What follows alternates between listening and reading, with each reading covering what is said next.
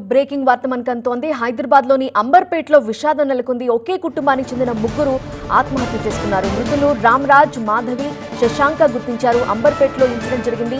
హైదరాబాద్లోని అంబర్పేటకు చెందిన ఒకే కుటుంబానికి చెందిన ముగ్గురు ఆత్మహత్య చేసుకున్నారు. రామ్రాజ్, మాధవి, శశాంకగా గుర్తించారు. పోలీసులు అక్కడికి చేరుకున్నారు. కేసు సంబంధించిన డీటెయిల్స్ ని సేకరిస్తున్నారు. వాళ్ళ మృతికి కారణాలు ఏంటి, ఆత్మహత్య చేసుకోవడానికి కారణాలు ఏంటి అని ఆరా తీస్తున్నారు.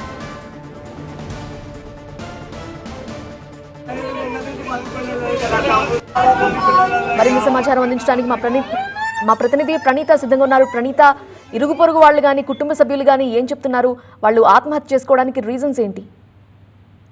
సో ప్రెసెంట్ రీజన్ అయితే ఇప్పటి వరకు ఎస్టాబ్లిష్ కాలేదు. అటు పోలీసులకి ఉన్నటువంటి స్థానికుల సమాచారం అందించడంతో అంబర్పేట పోలీసులు అక్కడికి చేరుకున్నారు. మొత్తం లోపల ఉన్నటువంటి బాడీస్ ని బయటకు తీసే ప్రయత్నం చేస్తున్నారు. ముగ్గురు కూడా వాళ్ళు సూసైడ్ నోట్ ఏమైనా రాసి ఉన్నారా అనేటువంటి దానిపైన కూడా పోలీసులు దర్యాప్తు చేస్తున్నారు. సో ముగ్గురులో రామరాజ్ ఏజ్ వచ్చేసి 55 years ఉంది, మాధవి 50 years అండ్ వీళ్ళకి సంబంధించిన కుమారుడు శశాంక్ 24 years.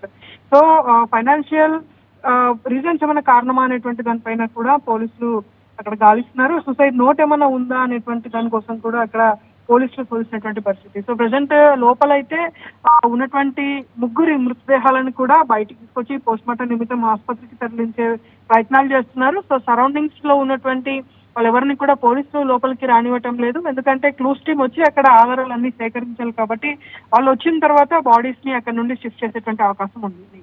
రైట్ ప్రణీత.